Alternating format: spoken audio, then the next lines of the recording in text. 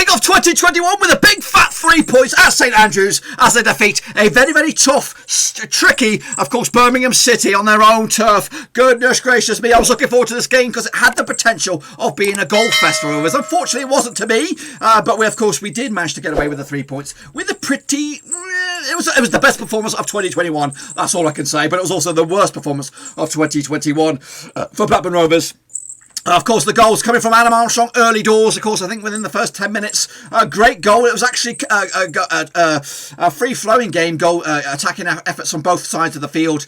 Birmingham's effort did ultimately land in favour of a Rovers man. Of course, the quick counter-attack gave, Bradley Dack, we'll get to him in a minute, Adam Armstrong a chance to open up 2021 the way he kind of finished 2020, of course, with another goal to put him level on course with Ivan Toney in the top of the goal-scoring charts there. It was a good goal, as on as probably his weaker foot, right foot in the end, to put the ball in the back of the net. Etheridge, no chance, of course, in the end. It's a good goal, of course, very, very clinical in the end.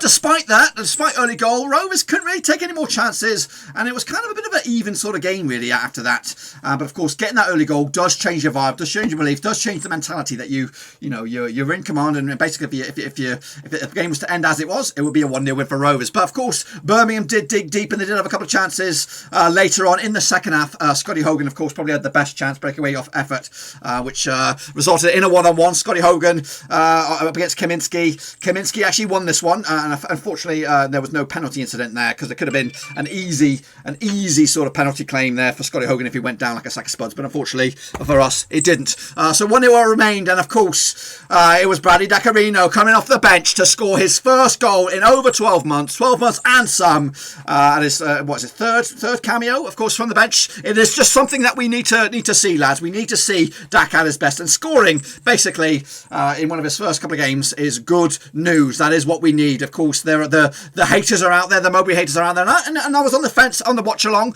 I was undecided, and I thought I could easily be persuaded if I was surrounded by a bunch of Mowbray outers. I probably would, go that way. But this performance fuels the fire, fuels the belief that Mowbray is the man. Get all these ingredients back. You're fit first team players back. We do have a side. We do have competition for places, and that was good to see in that regard. Another bit of a major plus point for me was, of course, Lewis Travis returning into midfield. Not only on the bench, he didn't start on the bench, he started full thruster in midfield, and he provided that bite. And for 70 minutes, he was a key ingredient in that clean sheet ability. But of course, it was a bit of a square peg round hole situation for Rovers, putting Douglas, recognised left back, at right back, and of course, big boss man Bradley Johnson from midfield into the heart of defence. Playing square pegs round holes doesn't really sit well with me, and today it wasn't really sitting well with me either.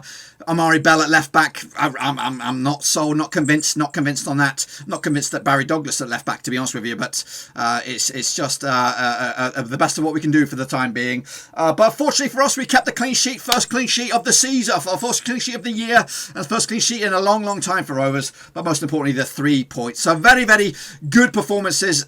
There's good individual performances in there, especially from some of the returning players. Brereton also featured as well for the majority of the game, but he was pulled later. But still, Sam Gallagher frustrates to deceive or whatever. He's up there, he looks the part, he looks a calibre footballer in stature, but when it comes to performances, he's still a little bit ropey-dopey, and it is frustrating to watch with all that potential, all that physique, all that lankiness, all that ability probably in there somewhere.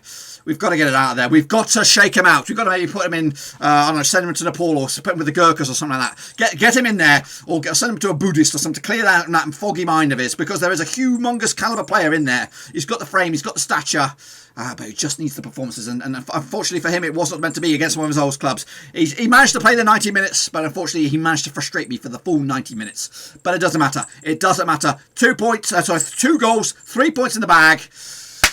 On to the next one now, which will be Doncaster in the FA Cup. And a chance maybe for Dack to start, Travis to start, Brereton to start, some of the guys that have been, nursing injuries and stuff like that, Tribal as well, the youngster Pike who was on the bench to get their thing. Another nice cameo was Tyrese Dolan.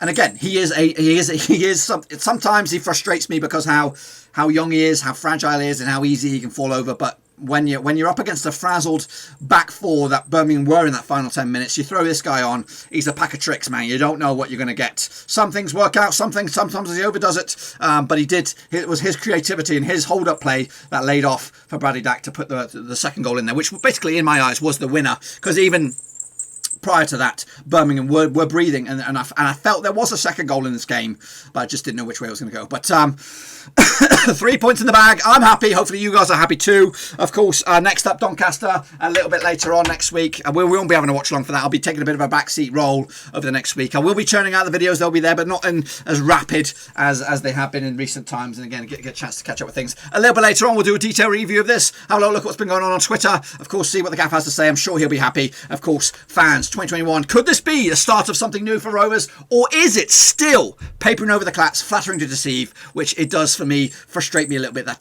the performance wasn't there. It wasn't really there deep down. The result, 2-0 flatters us, and Dack will take the headlines. Armstrong also will get the headlines, be up there, the top goal scorers again. But the performance before and after those goals wasn't brilliant. It wasn't brilliant. We will not be looking back at this game at the end of the season. Do you remember that game up against Birmingham and how amazing and thrilling it was? No, it wasn't one of those. 2-0, comfortable result in the end. Birmingham had a couple of chances. Shuka Chukowicz, of course, I think he hit the bar, but it was offside. And there was some couple of other opportunities. Rovers, 3 points, 2 goals. Dack's back. Armstrong continues to score. A little bit later on, I have a detailed review of this game, of course, match reaction, preview, match ratings, all that kind of stuff. Be sure to check that sucker out, give the video some love, and smash that thumbs up, and of course, smash the subscribe, and I'll see you all on the other side. Let's go.